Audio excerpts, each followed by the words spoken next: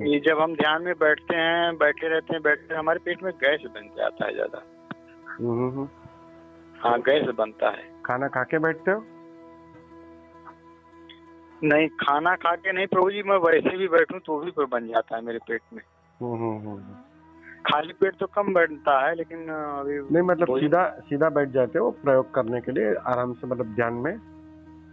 हाँ हाँ हाँ। थोड़ा थोड़ा उछल कूद कर लो ना पहले, थोड़ा एक आध कोई अच्छा सा सॉन्ग लगा के थोड़ा नाच लो, झूम लो, जो भी आपको अच्छा लगे, जैसा भी प्रकार का संगीत अच्छा लगे।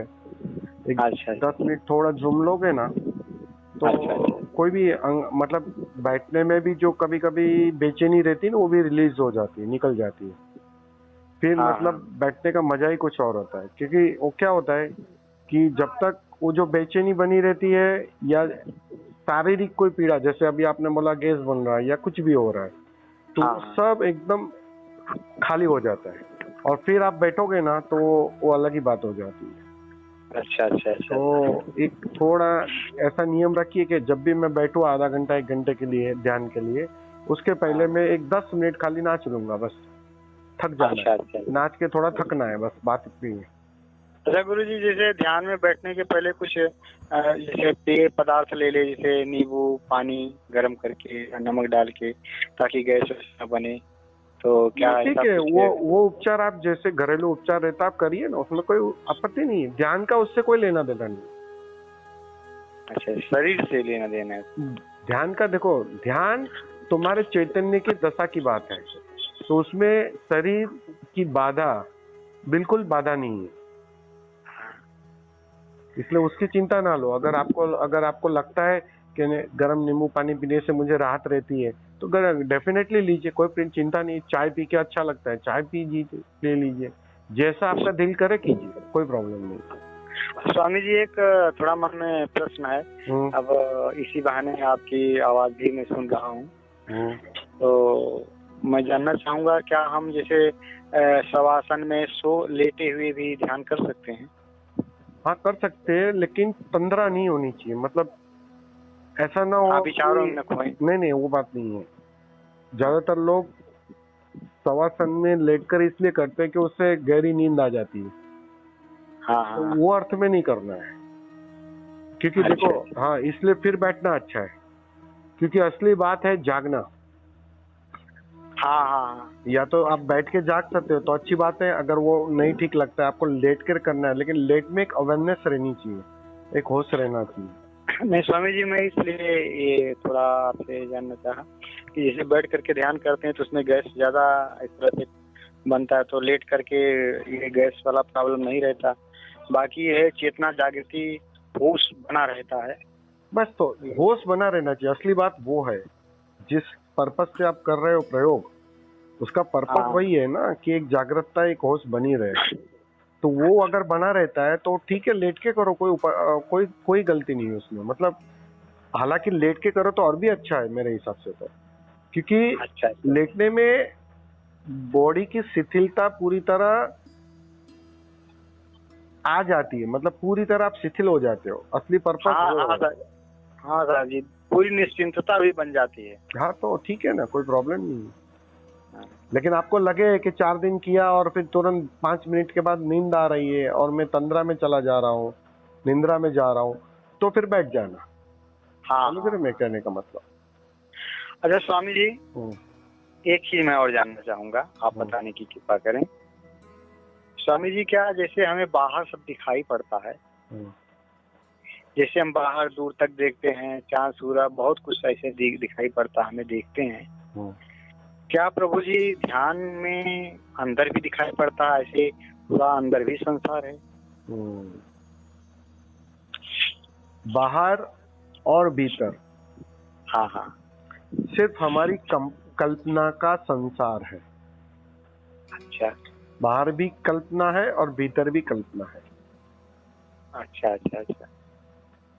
इसलिए हम लोग क्या करते हैं कि हम भीतर की दुनिया में देखने की कोशिश करते हैं।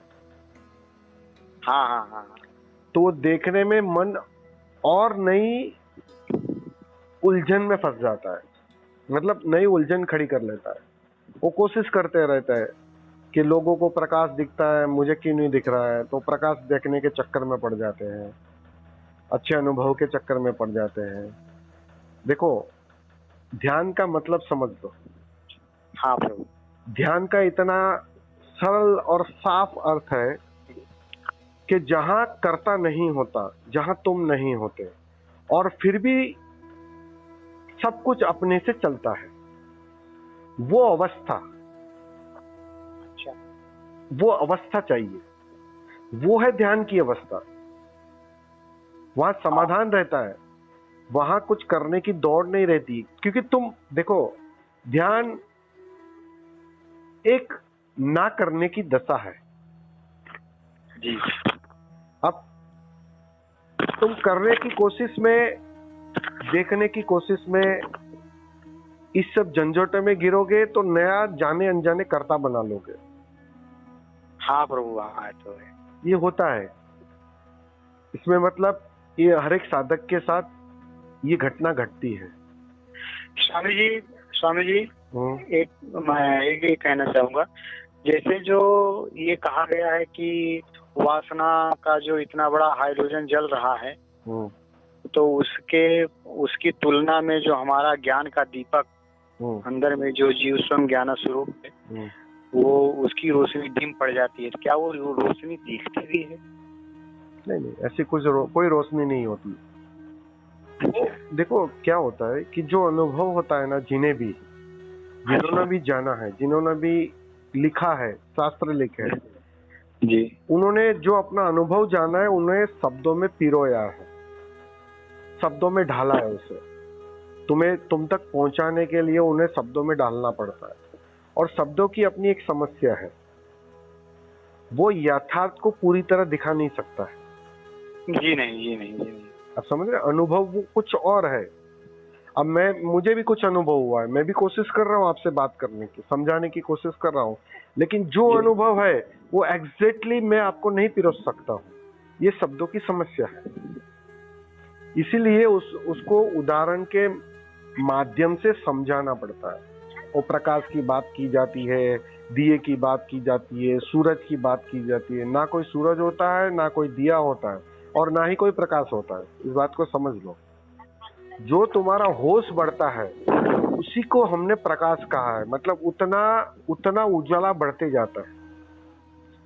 और जो आप वासना का हैलोजन कह रहे हो, जी, वो वासना का अर्थ क्या है? वासना क्यों हावी होती है? क्योंकि हम बेहोश हैं, हम जी, अपने स्वभाव से अपरिचित है, अपने स्वभाव में जी नहीं रहे, हम अपने घर पर नहीं है, हम कहीं और है। चाहे शरीर में हो, चाहे मन में हो, चाहे विचार में हो, चाहे भाव में हो, कहीं भी बाहर भटक रहे। जो इनमें से कुछ भी हम नहीं है, हम कुछ और है, उसका हमें अनुभव नहीं है। वो तो जैसे जैसे ध्यान करते हो ना आप, ध्यान करते करते करते तुम्हारा कर्ता गिरने लगता है, ये झूठा मैं गिरने लगता है कि मैं जितेंद्र हूँ, वो धारणा टूटने लगती है। मैं कुछ और हूँ, मैं वकील हूँ, मैं डॉक्टर हूँ, मैं पति हूँ, ये सब धारणाएं टूटने लगती है। ये परम सत्य है गुरु जी। तो वो अनुभूति जितनी बढ़ती है ना, वह उसी मात्रा में भीतर एक होश बढ़ने लगता है कि मैं कुछ और हूँ, मेरा कुछ और अनुभव है। वो प्रकाश फिर धीरे धीरे इतना बड़ा होता जाता है। अब प्रकाश कहूंगा मैं उसे शब्दों के लिए, आपको समझाने के लिए, लेकिन वो प्रकाश नहीं होता है। मतलब वह होश तुम्हारा इतना बढ़ता है ना, तुम्हें साफ होने लगता है कि तुम डेफिनेटली शरीर नहीं हो, मन नहीं हो, विचार नहीं हो, कुछ और हो। इन सबको देखने वाले हो, इन सबको जानने वाले हो। तुम्हारा स्वभाव क्या है? सिर्फ देखना और जानना। उसके अतिरिक्त और कोई प्रतिक्रिया तुम नहीं कर सकते हो। जी। तो वो देखना और जानना जितना सघन, मतलब जितना गहरा होते जाता है, ध्यान करता क्या है? वह देखने और जानने की तुम्हारे अंदर कला विकसित करता है।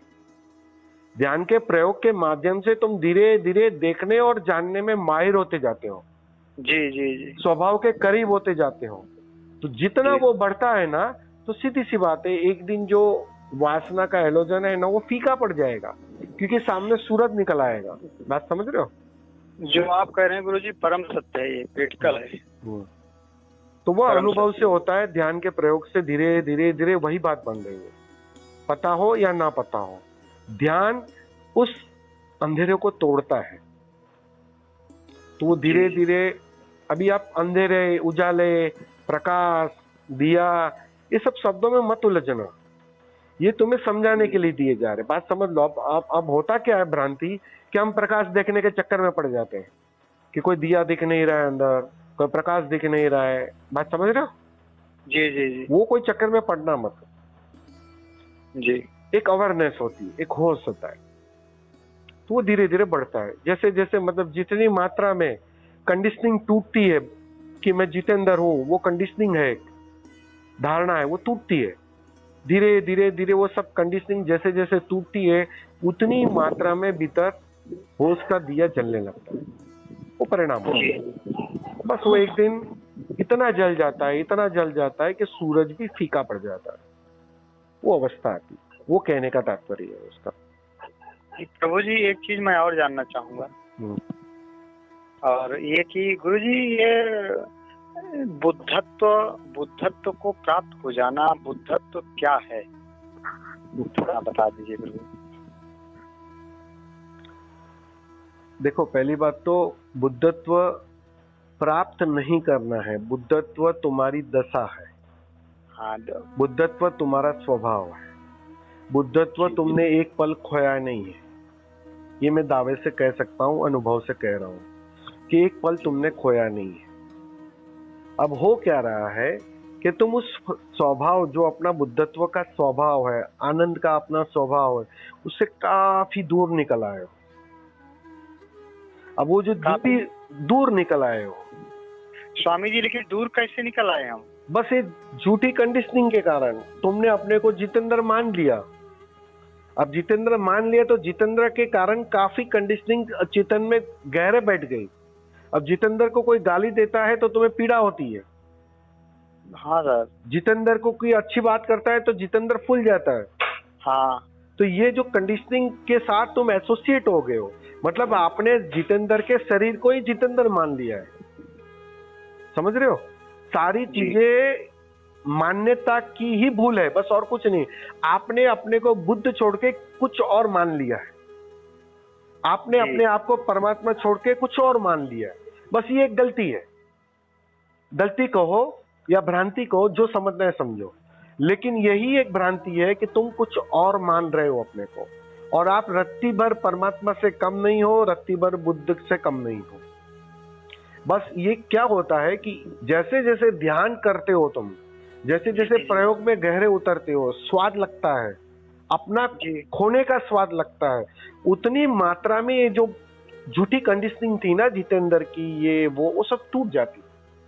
जी प्रभु जी। और जितनी वो आवरण टूटेगी तो सीधी सी बात है, वापस तुम अपने घर लौट आओगे, अपने स्वभाव में लौट आओगे, और स्वभाव में लौटते ही हंसोगे, अरे जिस बुद्धत्व की खोज कर रहा था, अरे वो तो मेरे भीतर था। जिस आनंद की मैं खोज कर रहा था, अरे मैंने उसको एक पल भी खोया नहीं। उसके पर कुछ आवरण लग गए थे, झूठे आवरण। बस वो झूठे आवरण निकालने हैं, पर दर पर उसको उगाड़ना है। और जितना वो उगड़ता है, अपने आप तुम अपने घर के करीब आ जाते, स्वभाव के करीब आ जाते। इसलिए पाना नहीं है, वो भ्रांति में मत रहना। जी जी जी। जो भी पाने जैसा है सब मिला हुआ है। गुरु जी, जो एक प्रभु जी, ये कहा जाता है तुम मुक्त हो, अभी यही मुक्त हो, इसलिए तो कहते हैं ना, वो वही कहना चाह रहे हैं कि तुम ये की बात है। यस, वो वही कहना चाह रहे हैं कि तू अभी और यही मुक्त है, बस तुझे पता नहीं है अपना। मुझे पता है, बस फर्क इतना है, मैं देख रहा हूं कि मैं मुक्त हूं, तुम देख नहीं पा रहे हो कि तुम मुक्त हो, बस बात इतनी है। समझ रहे हो? लेकिन गुरुजी, ये इतना जानकारी होने के बाद भी मतलब पहचान, वो कल्पना करके, वो स्थिति का अनुभव भी होने के बाद, जैसे अनुभव किया जा रहा है, ऐसा एहसास होता है, उसके बाद भी मन में इतने सारे जो लहरें चला करती हैं विचारों की, क्यों? क्या इस मन को पता नहीं है कि हमें ऐसे हमेशा विचारों में नहीं होना चाहिए, मुझे वो दशा को प्राप्त करना चाहिए, फिर भी जानते हुए भी कि हाँ, मुझे बहुत जरूरी है ऐसा प्राप्त कर लेना, बुद्धत्व को उपलब्ध हो जाना? अपनी अपने स्वभाव की स्थिति में हो जाना, निस्वरूप में ठहर जाना, फिर भी ये ऐसा क्यों करता है गुरुजी? रात दिन हम इसके पोषण में लगे रहते हैं, रात दिन हम जैसा कहता है मन वैसे करते रहते हैं, फिर ये मन हमारे साथ बैर भाव क्यों रखता है? वही होता है, एक ही चीज है, अनुभव की कमी है। शब्दों से अभी मैंने आपको बताई, अब वो शब्दों से बात आपको पॉइंट टू पॉइंट सही लग रही है, लेकिन वो अनुभव नहीं है आपका, वो तो मेरा अनुभव है, मेरी बात कर रहा हूँ। हाँ जी जी जी। अभी तुम्हारा वो अनुभव नहीं है, गुड़ तुमने अभी तक मुंह पे रखा नहीं है, गुड़ मैंने चखा है कि मीठा है जी। मैंने कह दिया तुम्हें बहुत मीठा है, बहुत स्वादिष्ट है, लेकिन वो तुम्हारा अनुभव नहीं है। तुम्हारा अनुभव तो जैसे जैसे तुम ध्यान से सब काटोगे ना, तो वो परिणाम है अनुभव का, तो वो जैसे जैसे वो अनुभव आएगा ना, तो ये बात, मेरी जो बात है, उस दिन तुम्हें काम में आएगी। उस दिन तुम्हारे सामने एक मापदंड होगा कि स्वामी जी ने जो बात कही थी और मेरा जो अनुभव है वो तालमेल खा रहा है। ये जो सारे शास्त्रों की जो रचना हुई है ना, उसी के लिए हुई कि तुम उस वक्त ऐसे विभूचन में ना पड़ जाओ कि ये क्या हो रहा है मेरे साथ। उस वक्त ये शास्त्र पढ़ा होगा, ये बातें सुनी होगी, किसी जानकार से अपने अनुभव साझा किए होंगे उन्होंने, तो वो सब बातें तुम्हें काम में आएगी उस वक्त। लेकिन वो बिना अनुभव नहीं हो सकता है जी। इसलिए तो यहाँ सबको अपनी यात्रा खुद करनी पड़ती है, वो तुम्हें अपनी यात्रा खुद ही करनी पड़ेगी, और वो उसका सीधा और आसान सा मार्ग ओशो ने दिया है कि तुम बस थोड़ा ध्यान प्रयोग में उतरो, 1 घंटा रोज अपने आप को दो, और जो 1 घंटा अपने आप को देता है वो आज नहीं तो कल तैयार हो जाता है जी जी। तो वो अवस्था आ जाती है, वो अपने स्वामी जी एक प्रश्न और है मेरा, वो ये है कि और भी मैंने देखा है अपने ओशो में, ओशो के अलावा भी मैंने देखा है वो ऐसे शरीर हाथ से इशारा कर देते हैं या ये त्रिनेत्र पर टच करते हैं।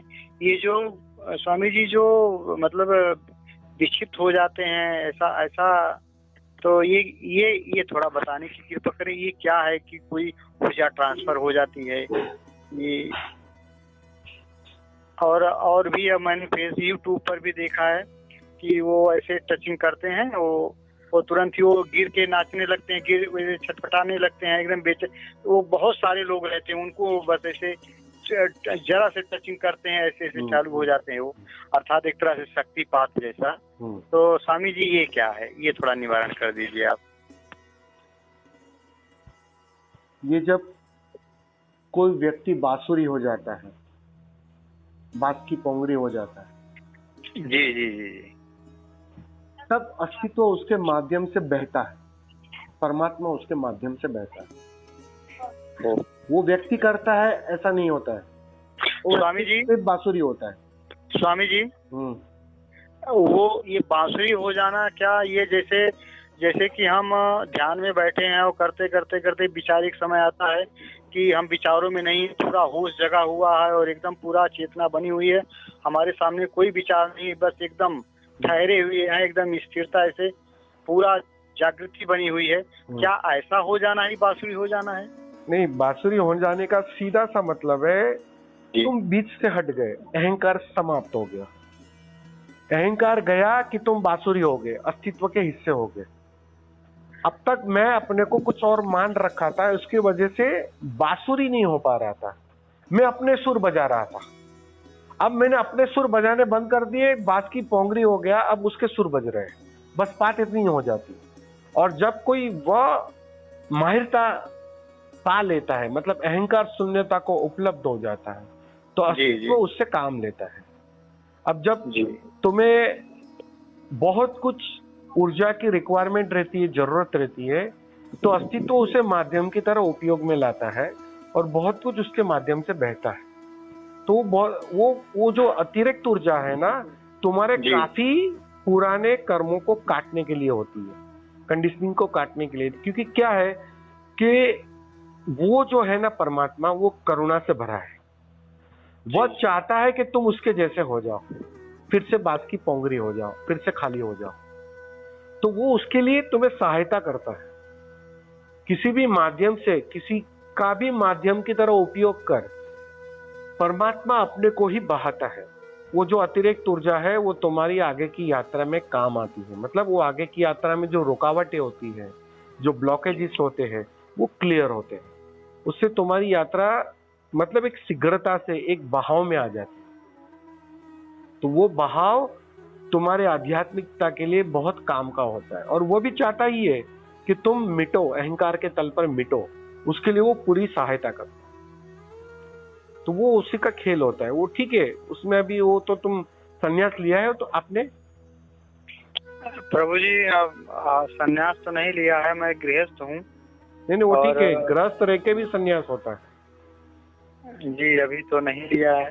और वो जो अभी आपने बताया ना, जो कि लोग बैठे हैं और उसको ऊर्जा मिलती है और बहुत रोने लगते हैं, हंसने लगते हैं, कुछ होता है उनको। वो संन्यास के समय की ही तस्वीरें हैं। मतलब वो संन्यास जब घटता है ना, तब अस्तित्व, मतलब अस्तित्व ही देता है, गुरु ही देता है, सदगुरु ही देता है। मतलब वो जो ओशो कहो या जो भी आपके हो, उस वही देता है सब कुछ। उसमें वो जो सामने बैठा है वो माध्यम होता है, ठीक है, मीडियोकर रहता है, लेकिन असली बात तो वही दे रहा है। तो वो जो दे रहे हैं ना, वो उस समय वो संन्यास की व्यवस्था होती है, वो संन्यास देते हैं, उस समय की वो तस्वीरें होती है। स्वामी जी, ये अध्यात्म में प्रगति करने के लिए, अर्थात ये कि अपनी सहज अवस्था अतिशीघ्र प्राप्त करने के लिए, खैर अपना पुरुषार्थ तो काम करेगा ही, और क्या ऐसे संन्यास लेना भी जरूरी है ज्यादा, जैसे बहुत शीघ्रता में से हम उसमें गति कर सकें प्राप्ति के लिए? देखो हाँ जी। अगर पूरी प्यास है जी तो दाव लगाना पड़ता है जी। और जब कोई दाव लगाने को तैयार रहते हैं तो फिर संन्यास लेने में क्या हर्ज है?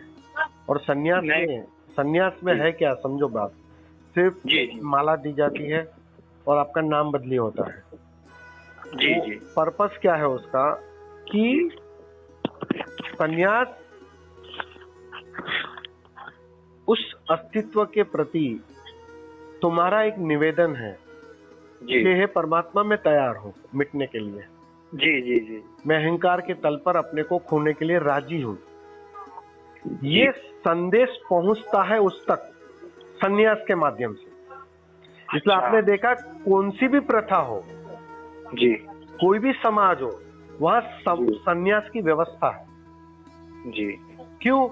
क्योंकि वह उतना करुणावान है कि तुम्हारी आज्ञा के बिना वह तुम पर उसकी ऊर्जा काम नहीं करती। तुम आज्ञा दोगे तो ही करेगी ना। अगर तुम्हें सोना ही है, सुन लो, सोना ही है, तो वो उतना करुणावान है कि तुम्हें नींद से जगाएगा नहीं। हाँ, तुम कह दो उसे कि सुबह में 4 बजे मुझे जगा देना, तो डेफिनेटली वो जगा देगा। लेकिन वो तुम्हें कहना पड़ेगा, उसके पहले नहीं। वो तुम्हारी स्वतंत्रता को जरा भी आंच नहीं आने देता। यही उसके सबसे बड़ी करुणा है। अब समझ रहे हो?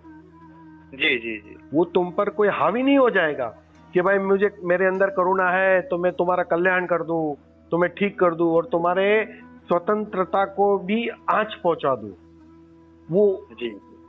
वो इतना करुणावान है कि तुम्हारी स्वतंत्रता को बिल्कुल आंच नहीं आने देता।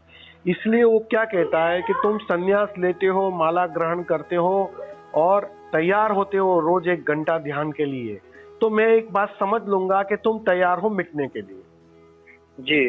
तो तुम्हारी कोशिश, तुम्हारा संकल्प जारी रखो, तुम्हारा प्रयोग जारी रखो। यहाँ मेरे तरफ से जो बनेगा, जो होगा, वो मैं अपने तरफ से काम करूंगा जी। लेकिन उसके पहले नहीं। अब समझ रहे हो? उसके पहले नहीं, क्योंकि उसके पहले बलात्कार हो जाएगा, गलत हो जाएगा। प्रेमिका प्रेम से उगड़ती है जी, बलात्कार नहीं होता है। नहीं। और वो जबरदस्ती अगर वो तुम पर करे तो वो तो बलात्कार ही हो गया जी। दोनों स्थितियां बलात्कार में और प्रेम में दोनों में एक ही जैसी है, लेकिन ये यार मनोदशा जमीन आसमान का अंतर है। प्रेमिका अपने भाव से, अपने हृदय से उगड़ती है। हाँ जी जी समर्पित होती है जी तो वो समर्पण तो तुम्हारा चाहिए ना, जी जी वो जी, तैयारी तो चाहिए ना, जी। बस। तो वो है संन्यास।